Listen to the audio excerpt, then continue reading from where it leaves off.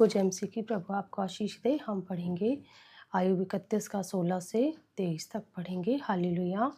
आयुब खुद पर लगे हुए सभी आरोपों को गलत साबित करते हुए अपनी बात रख रहा है कि उसने कैसे विधवा और अनाथों की सहायता की है। हालेलुया। यदि मैंने कंगालों की इच्छा पूरी ना की हो या मेरे कारण विधवा की आंखों से कभी निराशा छाई हो। हालेलुया। मैंने विधवा और कंगालों की ज़रूरतों को देखकर उनकी हमेशा सहायता की है, या मैंने अपना टुकड़ा अकेले खाया हो और उसमें से अनाथ न खाने पाए हो। हालेलुया।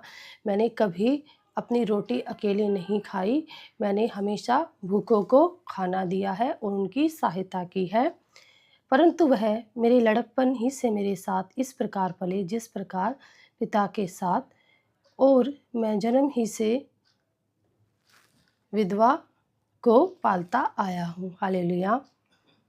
यदि मैंने किसी को वस्त्रहीन मरते हुए देखा या किसी दरिद्र को जिसके पास ओढ़ने को न था, हालेलुया, यदि मैंने किसी ऐसे व्यक्ति को देखा जिसके पास वस्त्र नहीं है, तो मैंने उन्हें, हालेलुया, ओढ़ना कंबल दिया है और उसको अपनी भेड़ों की ऊन के कपड़े ना दिए हों और उसने गर्म होकर मुझे आशीर्वाद ना दिया हो। हालेलुया।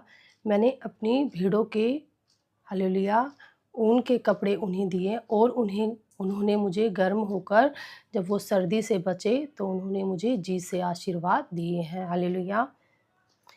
या यदि मैंने फाटक में अपने सहायक देखकर अनाथों को मारने को अपना हाथ उठाया हो। हालेलुया। मैंने कभी अपने घर में अपनी पावर का दुरुपयोग नहीं किया, तो मेरी बाँह कंधे से उखड़ गिर पड़े और मेरी भुजा की हड्डी टूट जाए। हालेलुया।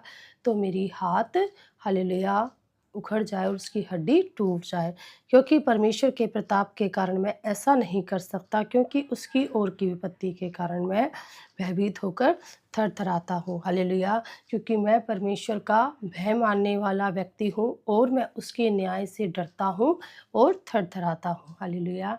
तो ये वचन हमें यही बताता है कि परमेश्वर की सच्ची धार्मिकता उसी में है जो ज़रूरतमंदों की मदद करते हैं, अनाथ और विधवाओं का न्याय चुकाते हैं।